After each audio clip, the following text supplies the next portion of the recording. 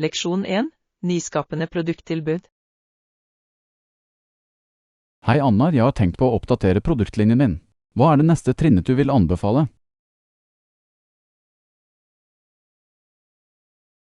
Det er et godt tips, John. Å forfriske og innovere produkttilbudene dine er avgjørende for å forbli konkurransedyktig. Definitivt. Jeg vil sørge for at jeg tilbyr de mest relevante og tiltalende alternativene for kundene mine. Absolutt. Så hva slags endringer vurderte du? Utvider du til nye kategorier, eller mer fokuserte forbedringer? HMM, godt spørsmål. Jeg tenkte å erstatte mine nåværende produkter med noen nyere, mer avanserte modeller.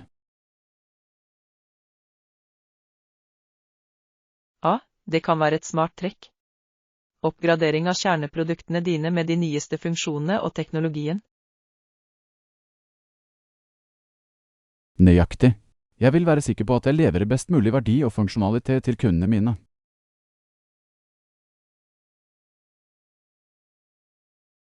Det gir mening.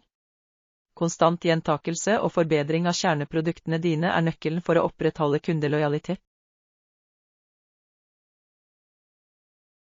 Definitivt. Og jeg vurderte også å forgrunne meg til noen komplementære produktlinjer for å diversifisere tilbudene mine.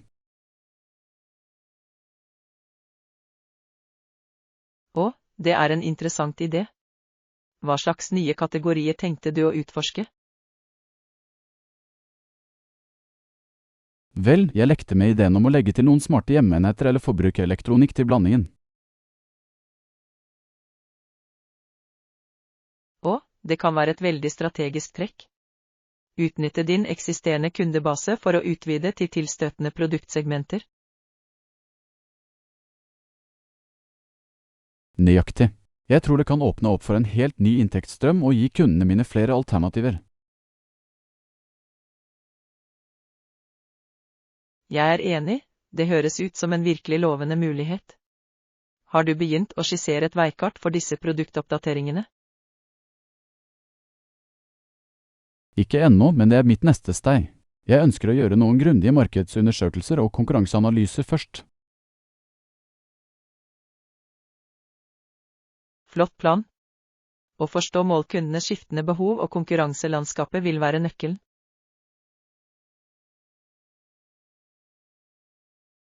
Absolutt.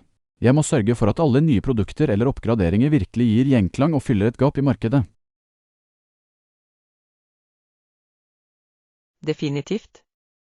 Vel, jeg er spent på å se hvilke innovative produktideer du kommer opp med, John. Dette kommer til å bli kjempebra. Takk Anna, jeg setter pris på oppmuntringen. Ok, på tide å dykke inn og begynne å planlegge produktveikartet mitt.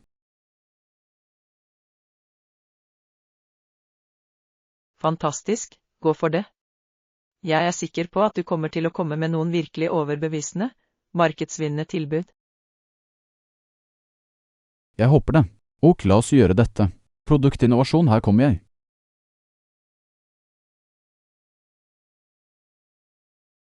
Leksjon 2. Et særegent perkussivt instrument. Hei Anna, har du noen gang sett noen spille en trekant i et orkester? Hehe, det er et interessant spørsmål. For å være ærlig, tror jeg aldri jeg har vært vitne til en trekant som ble brukt i en orkesterforestilling. Virkelig? Jeg synes det instrumentet er ganske fascinerende. Det er en så enkel, men likevel særegen lyd.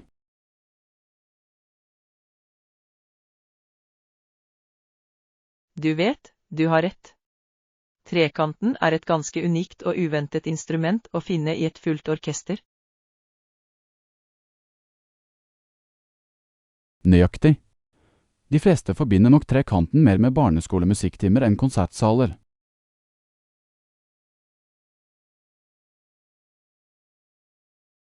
Veldig sant. Trekanten blir ofte sett på som litt av en nyhet eller supplerende perkusjonsinstrument. Definitivt. Men i de riktige hendene ser jeg for meg at det faktisk kan legge til noen veldig fine, subtile aksenter til musikken. Godt poeng. Jeg antar at trekanten kan gi noen interessante perkussive lag og teksturer. Absolutt. Det handler om å finne den rette musikalske konteksten for å vise frem trekantens evner.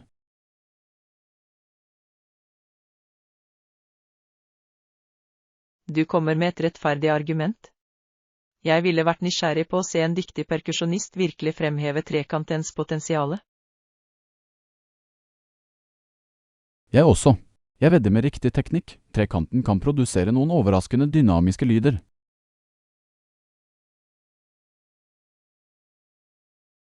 Det er et godt poeng. Trekanten er sannsynligvis mer allsidig enn vi gir den æren for. Nøyaktig.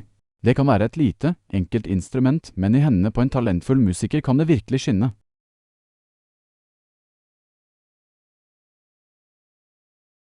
Det kan jeg se. Trekantens skarpe, metalliske toner kan potensielt skape noen virkelig rike, rytmiske lag. Definitivt. Jeg skulle gjerne sett det fremtredende mer fremtredende i orkester og ensembleopptredener. Det ville vært veldig interessant. Det kan legge til en helt ny dimensjon til den generelle lyden. Avtalt. Greit, nå er jeg inspirert til å finne noen orkestre som fremtredende har trekanten.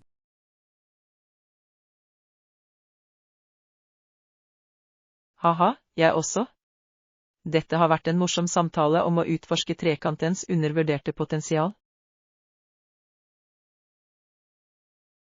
Absolutt. Hvem vet, kanskje trekanten for et stort orkester kommer bak snart.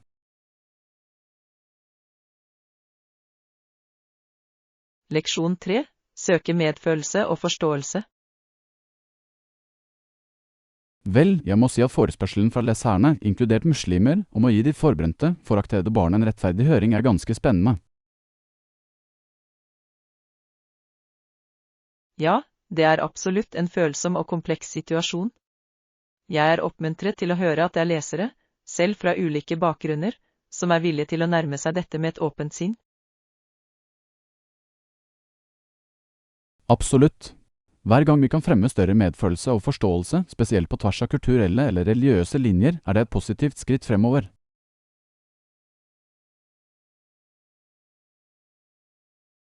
Jeg er enig. Det taler om kraften til empati og den menneskelige evnen til nyansering, snarere enn rask vurdering eller omfattende generaliseringer. Definitivt. Å høre ulike perspektiver og være villig til å virkelig lytte kan ofte føre til mer gjennomtenkte, balanserte løsninger. Nøyaktig. Det er lett å gjøre antagelser, men å ta seg tid til å forstå noens hele historie og omstendigheter er så viktig.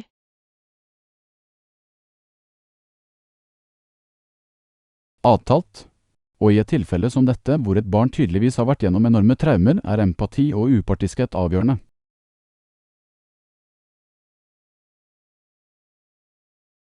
Absolutt.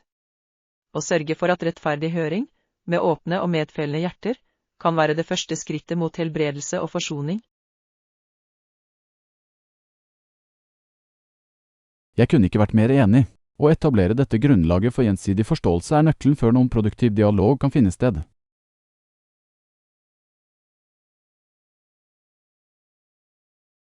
Definitivt. Det sier mye at disse leserne, fra ulike bakgrunner, viser den viljen til å engasjere seg med omtanke. Det gjør det virkelig. Å ta det første modige skrittet for å bygge bro mellom skiller og søke felles grunnlag er så beundringsverdig. Jeg håper at denne oppsøkingen kan markere begynnelsen på en mer konstruktiv, gjenopprettende prosess for alle involverte. Det samme er jeg. Å utnytte denne ånden av åpenhet og empati er avgjørende for å håndtere komplekse, delikate problemer med visdom og omsorg. Absolutt. Dette er et sterkt eksempel på hvordan vi kan gjøre fremskritt, selv i møte med stor motgang og vondt. Jeg er enig. Ok, la oss holde øye med eventuelle oppdateringer om denne situasjonen og lesernes innsats for å gi den rettferdige høringen.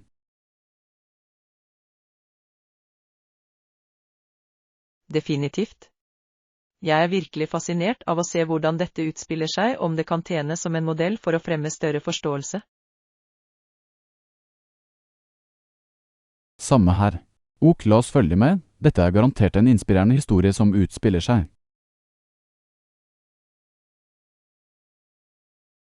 Leksjon 4.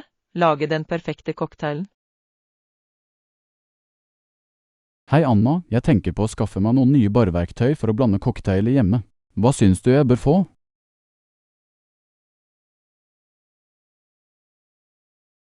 Å, det høres gøy ut.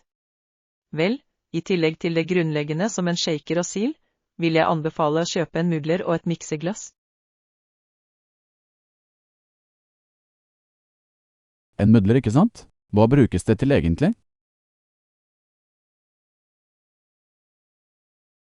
Mudleren er flott for forsiktig å mose opp ting som frisk frukt, urter eller krydder for å frigjøre smaken før du blander en cocktail.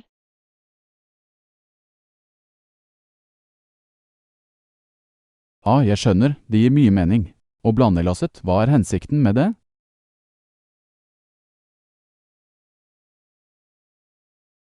Blandeglasset er perfekt for å røre cocktailer som er spiritforvel, som Manhattans eller Negronis.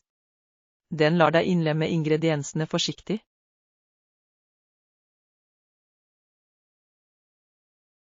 Skjønner, det er veldig nyttig å vite. Legger definitivt til en mudler og mikseglass til listen min.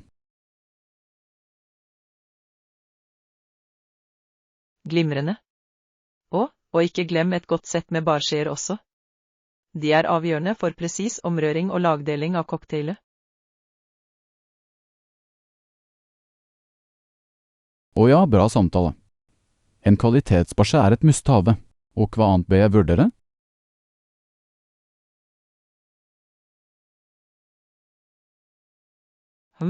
Jigdskjeer er også veldig nyttige for nøyaktig å måle ingrediensene dine.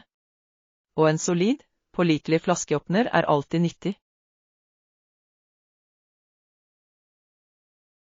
Ja, jigeren det vil hjelpe meg med å få riktige forhold. Og en god flaskeåpner, selvfølgelig.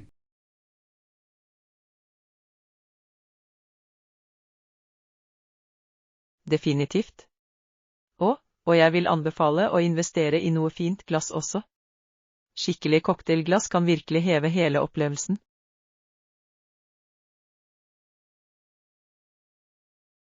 Utmerket poeng. Kupé med stamme, rockeglass og hiebals riktig glass er nøkkelen.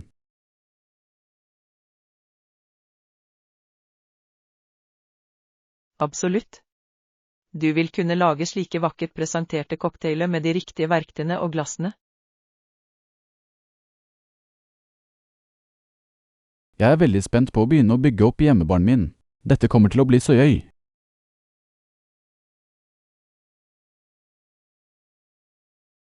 Jeg er enig, det kommer til å bli kjempegøy.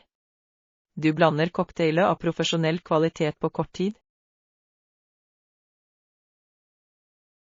Kan ikke vente. Greit, jeg skal begynne å sette sammen listen min og gjøre noen kjøp. Takk for alle gode tips, Anna.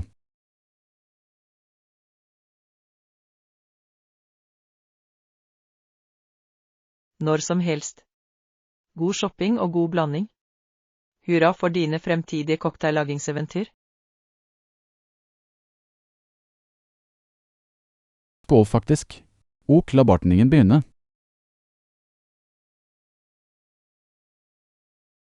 Leksjon 5. En herlig potluck.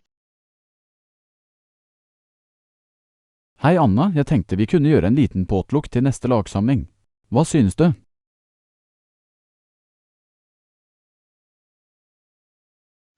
En gryterett høres ut som en fantastisk idé. Det er en så morsom måte å få alle med på å prøve alle slags smakfulle retter.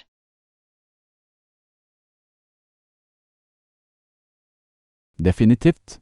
Jeg tenkte at vi kunne ta med hver en dessert og dele, det vil være et søtt tillegg til pålegget.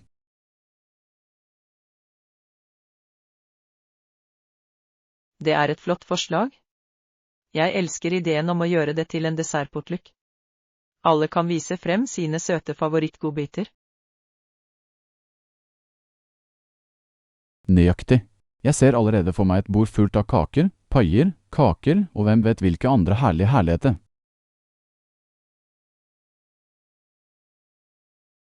Jeg får vann i munnen bare jeg tenker på det. Det blir som en mini-bake-off-konkurranse. Haha, jeg liker den ideen. Vi kunne til og med ha en liten vennskapelig avstemning for å krone stjernedesserten. Å, det hadde vært så gøy. Få alle smaksløker med å se hvem sin skapelse som regjerer.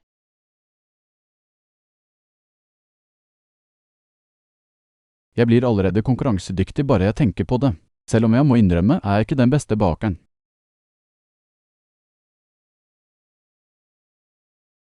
Ingen grunn til bekymring, jeg er sikker på at alle kommer med av spillet sitt. Det handler om å ha det gøy og nyte de søte belønningene. Det er sant, og selv om desserten min ikke er vinneren, får jeg i det minste unne meg alle de andre fantastiske godbitene.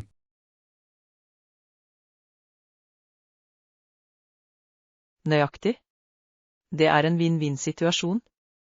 I tillegg vil det være en fin måte å knytte bånd til teamet på grunn av vår felles kjærlighet til søtsaker. Avtalt?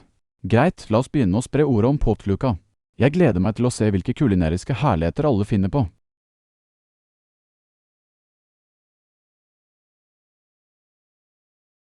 Ikke jeg heller. Dette kommer til å bli et så deilig og hyggelig lagarrangement. Jeg er allerede i gang med idédugnad for mitt bidrag. Og gleder meg til å se hva du finner på. Jeg er sikker på at det vil være absolutt appetittvekkende.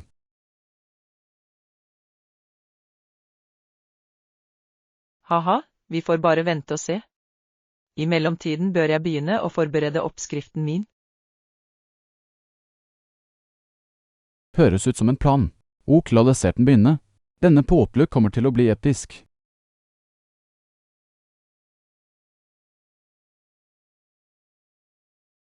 Leksjon 6. Konkurrentens bekymringer. Hei Anna, så du responsen fra våre konkurrenter? De virker litt bekymret nå.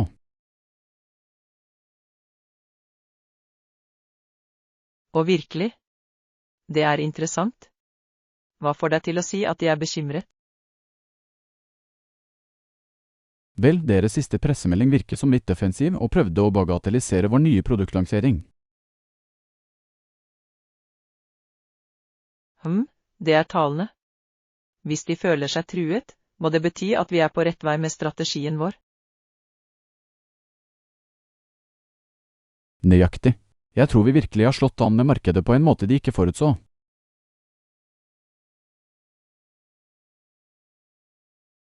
Definitivt. Vår innovative tilnærming må være å holde dem våken om natten og lure på hvordan de skal reagere. Sikkert. Jeg er glad for at Temets harde arbeid gir resultater og legger konkurrentene våre på bakfoten.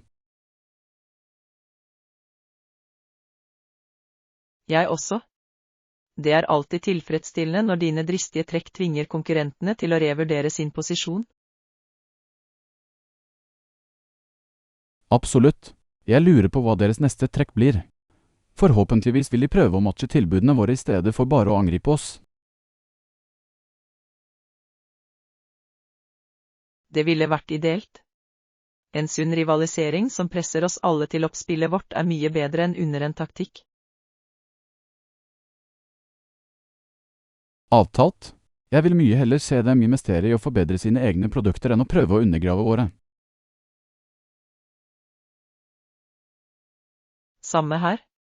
Når konkurransen blir hard, kan det virkelig drive innovasjon og fremgang i bransjen. Definitivt.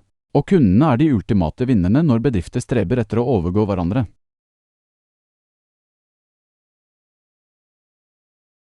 Nøyaktig. Det skaper flere valgmuligheter, bedre kvalitet og konkurransedyktige priser, alle gode ting for forbruken. Nettopp. Jeg er spent på å se hvordan alt dette utspiller seg. Våre konkurrenter bør ta med seg av spillet sitt.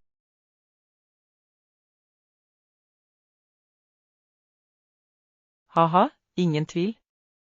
Vi har lagt listen høyt, så de må jobbe hardt for å ta igjen. Men jeg har tro på laget vårt. Det samme gjør jeg. Greit, la oss følge nøye med på konkurrentene og være klare til å svare om nødvendig. Høres bra ut. Dette kommer til å bli et spennende løp til mål. Måtte det beste selskapet vinne.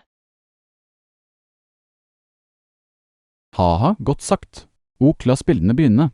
Jeg er klar for utfordringen.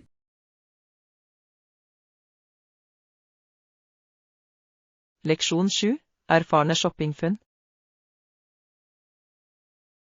God morgen, Anna. Jeg må fortelle deg at jeg fikk noen fantastiske tilbud på handleturen min i går. Jeg klarte å redde en god del vekslepenger.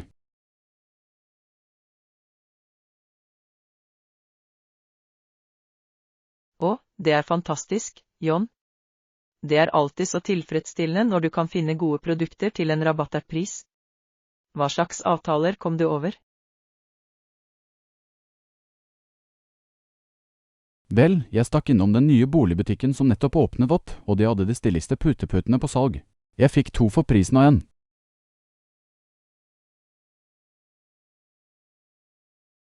Å, heldig du. Jeg elsker når jeg kan finne kvalitetsgjenstander til hjemme på et kjøp. Disse puteputene må virkelig binde rommet godt sammen. Definitivt. Og det er ikke alt, jeg snublet også over denne lekre keramikkvasen som var 50% rabatt. Kan du tro det?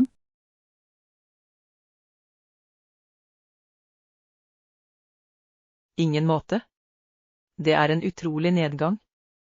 Husvarebutikker kan være en skattkiste når de rydder ut varelageret. Absolutt. Jeg føler at jeg virkelig treffer jackpoten. Og på toppen av det fant jeg dette vakre duftlyset som var kjøpen, få en gratis.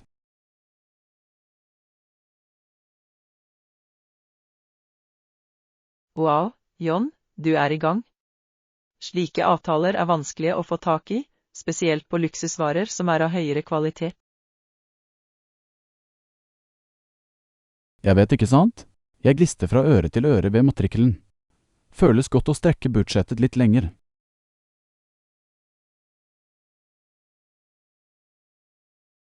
Jeg vedder. Disse små seirene gjør shopping så mye morsommere og mer givende. Det er som å finne skjulte perler. Helt. Og du kjenner meg, jeg er alltid på jakt etter et godt kupp. Føles som om mine kunnskapsrike shoppingferdigheter virkelig ga resultater denne gangen.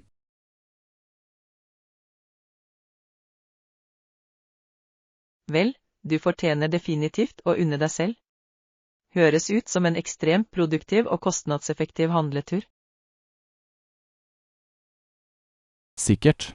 Jeg surrer fortsatt om alle de fantastiske funnene. Føles som jeg virkelig hadde flaks, for å være ærlig.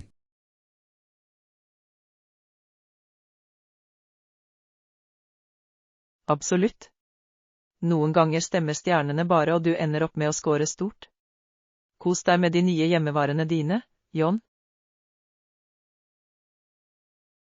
Takk, Anna. Jeg gleder meg allerede til mitt neste shoppingeventyr. Du vet aldri hva slags avtaler du kan finne.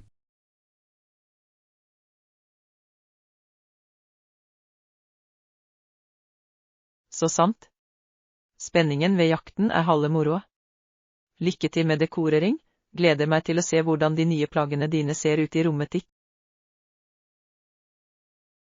Setter pris på det. Greit, på tide å bli kreativ med de stilige, nye hjemmeaksentene mine. Ta deg senere.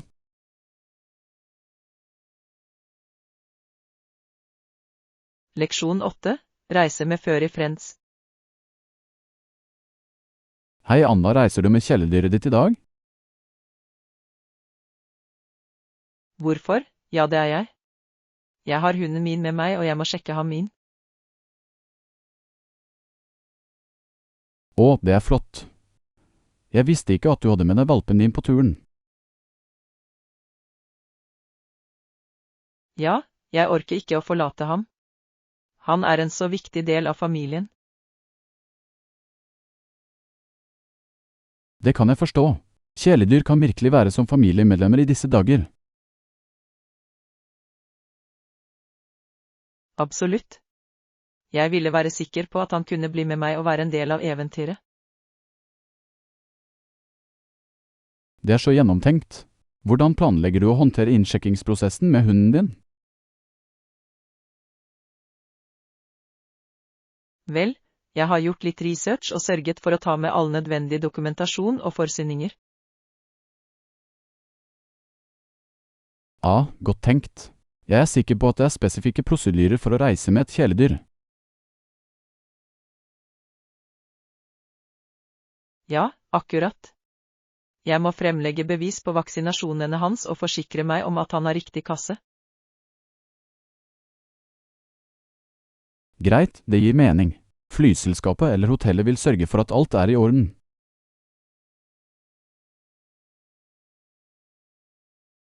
Definitivt. Jeg vil gjøre prosessen så smidig som mulig for både meg og min pelskledde venn.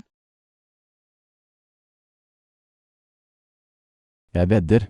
Det kan være litt vanskelig å koordinere all logistikken når reisekompisen din har 4 bein.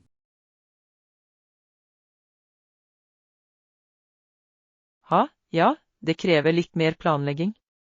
Men jeg gjør det gjerne for å holde valpen min ved min side. Jeg beundrer engasjementet ditt. Jeg er sikker på at hunden din setter pris på å kunne bli med deg på denne turen. Og, det vet jeg at han gjør. Han har logret med halen ustanselig siden vi begynte å pakke. Å, det er bedårende. Jeg håper dere begge får en fantastisk og trygg reise sammen.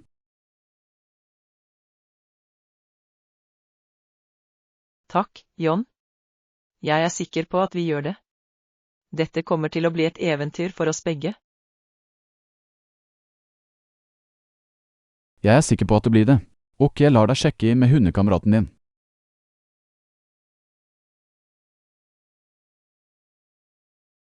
Høres bra ut. Ønsk meg lykke til med å navigere i de kjæledyrvennlige protokollene. Snakkes snart. Lykke til. Nyt turen med din pelskledde venn. Leksjon 9. Naturskjønne kystcruise. Hei Anna, jeg har sett på å bestille et båtcruise langs kysten av British Columbia og Alaska. Har du noen gang gjort en av disse før?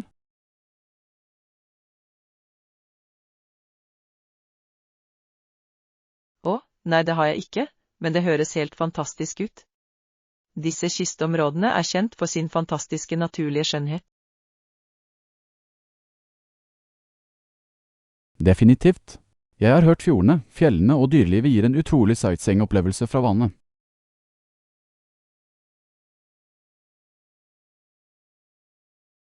Jeg kan bare forestille meg. Og cruise langs den forrøvne strandlinjen må gi et så unikt perspektiv sammenlignet med å være på land. Nøyaktig. Og jeg har lest at mange av cruisene tilbyr muligheter til å se hvaler, bjørner og annet marint liv på nært hold.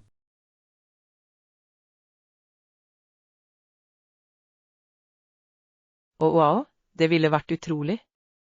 Å se de majestetiske skapningene i deres naturlige habitat må være fryktinngytende.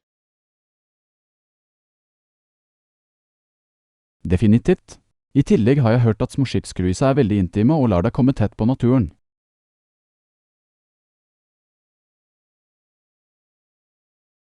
Det er veien å gå, helt klart.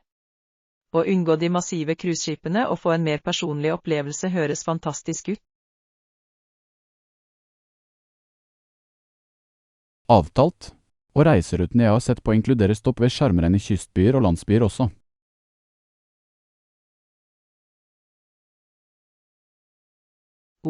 Det ville være det perfekte tillegget, å få utforske de sjarmerende, pittoreske små samfunnene. Absolutt.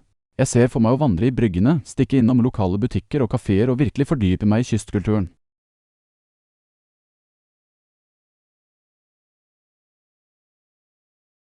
Det høres ut som den ideelle blandingen av natur, dyreliv og lokal kultur pakket inn i en uforglemmelig reise. Nøyaktig. Jeg dagdrømmer allerede om å nippe til kaffen min mens jeg nyter det røffe, uberørte landskapet.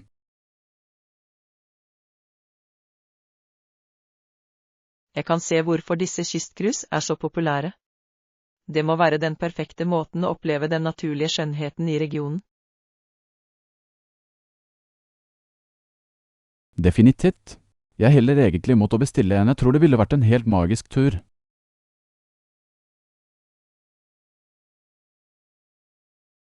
Jeg klandrer deg ikke. Hvis jeg hadde sjansen, ville jeg hoppet på det på et blunk. Nyt å planlegge kysteventyret ditt, John. Takk, Anna. Jeg er så spent på å begynne å kartlegge reiseruten. Dette kommer til å bli episk.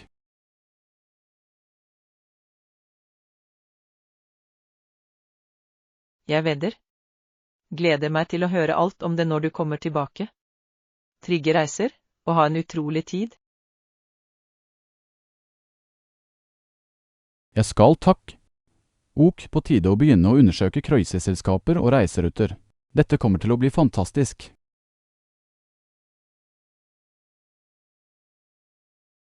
Leksjon 10. Hermetisk tomatkonundrum. Hei Anna, jeg prøver å bestemme om vi skal kjøpe hermetiske tomater i stedet for ferske til oppskriften i kveld. Hva synes du?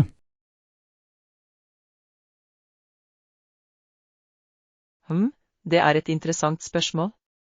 Hva er det som får deg til å vurdere det hermetiske alternativet? Vel, jeg tenkte at det kunne være enklere og mer praktisk, spesielt siden oppskriften krever tomater i terninger. Jeg skjønner hva du mener. Hermetiske tomater kan definitivt spare litt forberedelsestid sammenlignet med å hakke opp ferske. Nøyaktig. Og jeg vet at hermetiske tomater ofte er like næringsrike som ferske, om ikke mer. Godt poeng. Hermetiseringsprosessen kan faktisk bidra til å bevare mye av tomatenes næringsstoffer. Definitivt. I tillegg har hermetiske tomater en tendens til å ha en fin, konsistent tekstur som kan fungere godt i retten. Det er sant. De hermetiske tomatene i terninger ville sannsynligvis integreres mer sømløst i oppskriften. MMHMM, og de er vanligvis ganske rimelige også, noe som er en ekstra bonus.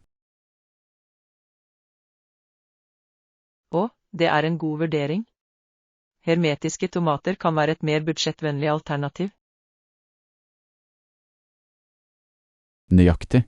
Så det virker som det er noen solide fordeler med å gå hermetikkveien. Hva synes du?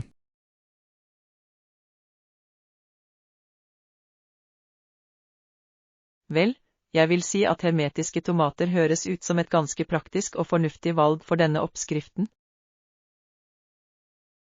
Og flott. Jeg lente meg på den måten, men jeg ville ha innspill fra deg også. Hermetiske tomater er det da.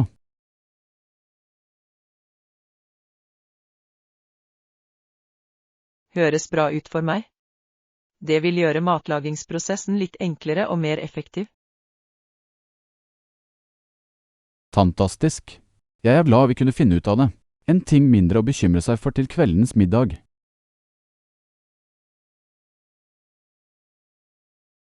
Absolutt. Med de hermetiske tomatene kan du bare åpne boksen og gå. Enkelt som det.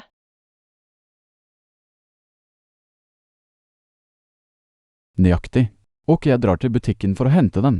Takk for nyttige innspill, Anna.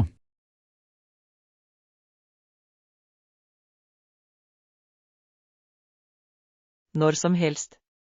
Kos deg med å lage mat, og jeg gleder meg til å prøve den siste retten med hermetiske tomater. Ikke jeg heller. Ok, snakkes med deg senere. På tide å handle mat.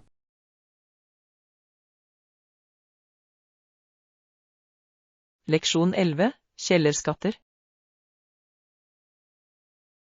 Hei Anna, jeg ville snakke med deg om den kjelleren i huset vårt. Jeg har tenkt at vi burde organisere litt der nede.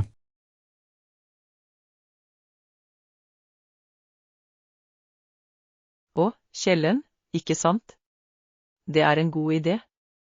Vi har en tendens til å bare bruke den som lagringsplass, men den kan sannsynligvis bruke litt TLC. Nøyaktig. Jeg føler at vi tilfeldig har kastet ting der nede i årevis, og det er sannsynligvis på tide å gå gjennom alt.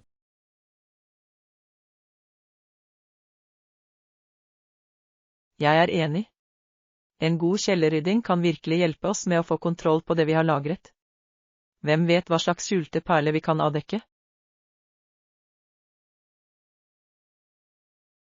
Mine tanker akkurat. Jeg ser for meg alle slags glemte skatter og glemte minner som bare venter på å bli gjenoppdaget.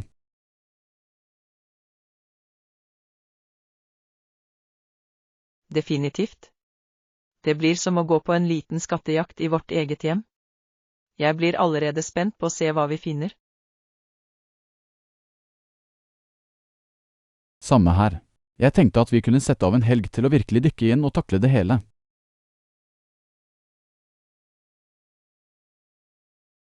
Høres perfekt ut.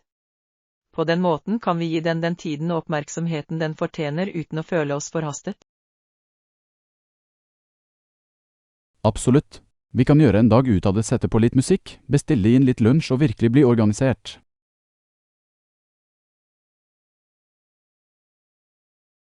Jeg elsker det.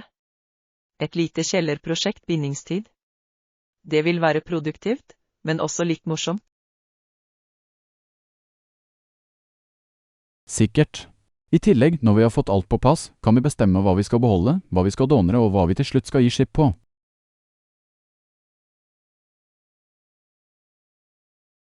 Og, rensedelen kommer til å føles så tilfredsstillende. Å rydde opp i rotet er så rensende. Fortell meg om det. Jeg ser allerede for meg hvor mye mer åpen og brukbar kjelleren vil føles.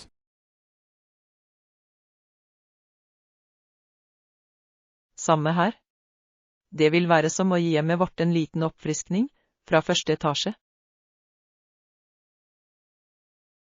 Nøyaktig. Ok, la oss sette det på kalenderen. Jeg er spent på å avdekke alle de skjulte perlene sammen med deg.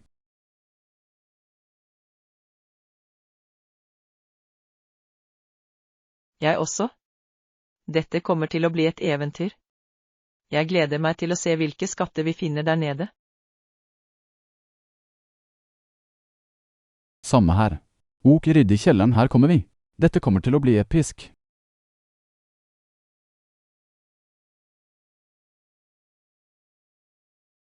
Absolutt. La kjellerutforskningen begynne. Jeg er klar til å dykke inn.